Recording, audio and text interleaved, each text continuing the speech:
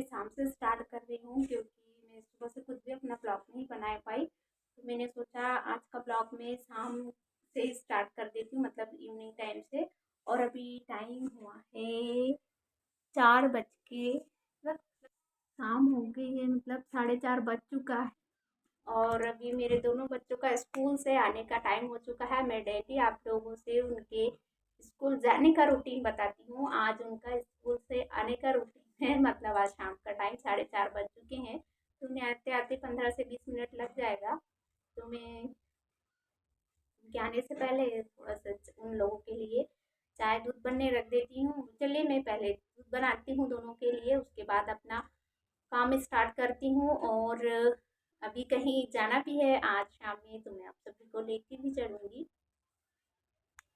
मैं उन दोनों के स्कूल से आने के पहले ही उनके लिए दूध बना के रख देती हूँ, क्योंकि आज दोनों ना बहुत ज़्यादा परेशान करके गए हैं स्कूल। पता नहीं उनका मन था या नहीं था आज स्कूल जाने का। तो लंच के लिए मुझे बहुत परेशान कर रहे थे, तो फिर मैं उन्हें चल के तीखे पराठे जो होते हैं वो बना कर दी हूँ। तो गए हैं, वो पेट भर पता नहीं खाते या नहीं खाते, तो मैं उन लोगों के लिए सबसे पहले दूध बनने रख देती हूँ। ना आतिन से मुझे बहुत परेशान करेगा सबसे ज़्यादा भैयू, क्योंकि उसके रूटीन में आप लोगों से हमेशा बताते रहती हूँ। वो बहुत ज़्यादा शैतान है लेकिन समझदार भी है। तो मैं सबसे पहले जो बर्तन कुछ थे तो उन्हें एक तरफ रख देती हूँ जमा कर, और जो टिफ़िन बॉक्स था उसे भी।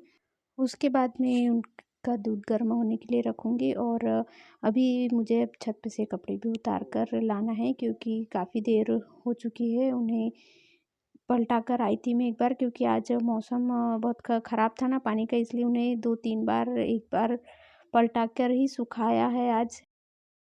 बच्चों के लिए दूध गर्म करूँगी, उसके बाद अपने लिए चाय बनाऊँगी।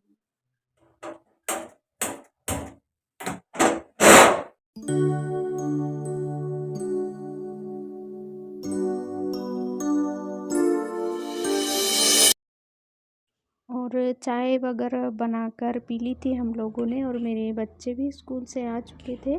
तो उसके बाद टाइम काफ़ी हो चुका था, तो मैंने सोचा जल्दी से अपने सारे कपड़े छत पे से उतार लेती हूँ, वरना ये नीम के पेड़ की वजह से ना कपड़ों पे काफ़ी चींटियाँ हो जाती है। तो मैं सबसे पहले कपड़े उतार लेती हूँ, उसके बाद जो घर में का काम है वो आराम से भी होते रहेगा।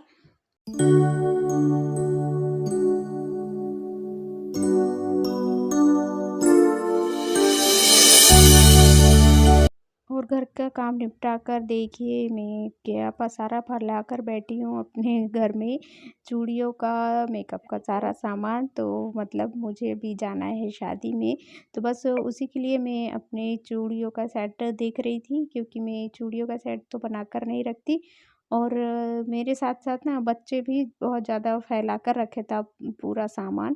तो देखिए इधर तो मेरी चूड़ियाँ मैं निकाल ही रही थी, लेकिन दूसरी तरफ दूसरे जो मेकअप का सामान था, बच्चों ने उसे पूरी तरह फैला कर रखा था।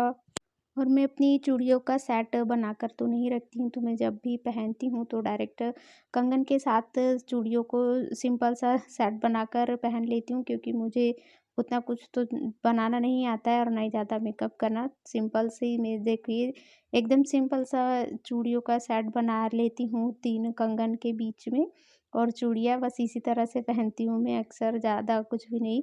और उसके बाद मेरे पास तो ज्वेलरी उतनी काफ़ी नहीं है, जो है आर्टिफ़िशियल, बस मैं वही पहनकर तैयार हो जाती हूँ। और मैं अपने बच्चों को मेरे से पहले ही तैयार कर दी थी, क्योंकि अभी मेरे हस्बैंड को दुकान से आने के लिए टाइम था, तो मैंने सोचा मैं पहले बच्चों को रेडी कर देती हूँ, उसके बाद मैं तैयार होंगी। और देखिए दोनों को मैं तैयार कर दी थी, और मेरे भैय्यों की वहीं मस्तियाँ तो आप लोगों को पता है चलते ही रहती है। और मैं वहाँ बैठे-बैठे कुछ सामान भी जमा रही थी, क्योंकि मेरे हस्बैंड भी बस आने ही वाले थे। तो ठंडी का टाइम है ना, बच्चों को तो करना ही पड़ता है। और देखिए मैं भी एकदम रेडी हो चुकी हूँ, और मेरे दोनों बच्चों भी, तो बस हम लोग कुछ ही देर के बाद निकलने वाले हैं। और देखिए मेरे भैय्यों का काम तो देखिए कैसे तैयार हो गए हैं हम तीनों। अभी मेरे हस्बैंड आने के बाकी है, तो मैं आप लोगों से बात ही कर रही थी, और उतनी देर में वो भी आ ही चुके थे। तो बस हम चारों तैयार होकर शादी के लिए निकल ही रहे थे, लेकिन तो बस उन्हीं के लिए मैं अलमारी से कपड़े वगैरह निकाल देती हूँ। और यहाँ खड़े-खड़े ना मेरी कंगन का जो लटकन जो होती है ना वो निकल गई थी, तो बस मैं उसे वहीं फँसाते हुए खड़ी हो गई। और जब तक मेरे हस्बैंड भी तैयार हो रहे थे, और मुझे तो ज़्यादा कुछ मेकअप नहीं आता, मैं शुरू से आप लोगों को बताती हूँ, मुझे जो आता है जैसा आता है बहुत सिंपल सा। तो बस मैं वही उतना ही करके तैयार हो जाती हूँ, और बच्चों को भी तैयार कर ली हूँ मैंने। और देखिए लॉन में जहाँ मेरी थी, तो ये मेरी भांजी ना हम लोगों का वेट करते बहुत देर से खड़ी थी। तो हम जब गए ना तो वो बस हमें गेट पर ही मिली, तो बच्चों की इच्छा थी कि हमें वहाँ फ़ोटो खींचना है। तो बस मेरे हस्बैंड उन्हें लेकर वहाँ फ़ोटो खींचते हुए खड़े हो गए तीनों को, और मैं पीछे खड़े होकर उन लोगों का वीडियो बना रही थी। उन लोगों को नहीं पता कि मैं वीडियो बना रही हूँ, वरना मुझे बोलते कि हाँ, डबल काम चालू है।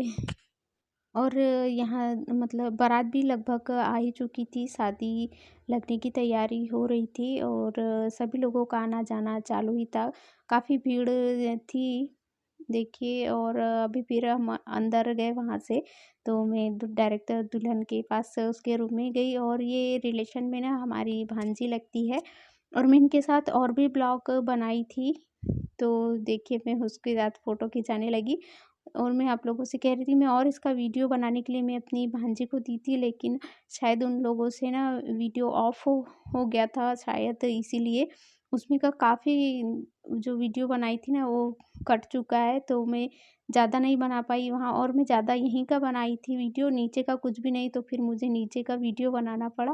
तो देखिए नीचे भी का भी बहुत अच्छा लग रहा है, मतलब मंडप में जाने की ज़रूरत ही नहीं, यहीं से सारी शादी दिख जा रही है। और काफ़ी लोग मतलब जा चुके हैं, क्योंकि रात का टाइम है और ठंडी भी काफ़ी ज़्यादा है। तो कुछ हैं और कुछ जा चुके हैं, और लोगों का आना-जाना तो चालू ही है। देखिए फिर कुछ देर बाद दुल्हन की हो जाती है एंट्री, मतलब मेरी भांजी की। तो देखिए उसे उनके भाई, चाचा वगैरह जो भी है, तो दुल्हन को मंडप तक या ऐसे लाते ही है। और आजकल ना इसी तरह से ज़्यादातर चलानों को लाते हैं, लेकिन पहले के टाइम में नहीं होता था ऐसा कुछ, सब कुछ भी नहीं, लेकिन अच्छा लगता है। और देखिए फिर यहाँ वरमाला की तैयारी हो जाती है। और हमारे इंडिया में, मतलब इंडिया में क्या, हर जगह शायद ऐसी लगती है, लेकिन सबसे ख़ास बात होती है इंडिया की शादियों की। और हर कास्ट की अलग-अलग रस्मों रिवाजों के साथ शादियाँ होती है।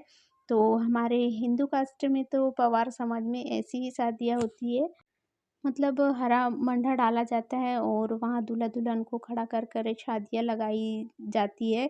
और ये देखिए सभी एक-दूसरे पर चावल डाल रहे हैं, मतलब एक-दूसरे पे नहीं, दूल्हा-दुल्हन के ऊपर डालते हैं। पंडित जी मंत्र पढ़ते जाते हैं, और उसके बाद उनके ऊपर जो सभी बाराती वगैरह खड़े होते हैं वो चावल डालते हैं। तो बस यहाँ भी वही चालू है कार्यक्रम। और शायद सभी कास्ट में ऐसा होता होगा, लेकिन हमारे यहाँ ज़्यादातर ऐसा ही होता है। और इंडिया की शादियों का कुछ अलग ही एहसास होता है। और 2 सालों में तो सब कुछ भूल ही चुके थे कि शादियों में जाना क्या होता है, कैसे शादियाँ अटेंड होती है। और देखिए यहाँ ये, और सभी शादियों में ना ये सबसे ज़्यादा अच्छा लगता है, मतलब आतिशबाजी वाला, फुलझड़ियों का फूटना आकाश में। और देखिए इस तरह से हमारे यहाँ शादियाँ लगती है मंडप में।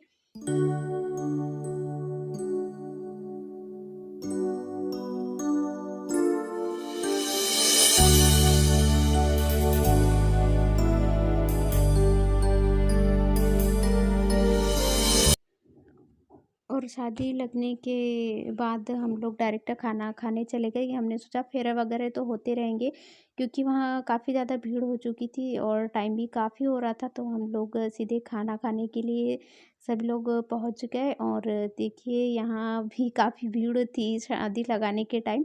यहाँ फ़ोटो खिंचाने का कार्यक्रम चालू था, तो हम लोग सामने जो चेयर वगैरह लगी थी सभी उसी पर जाकर बैठ गए।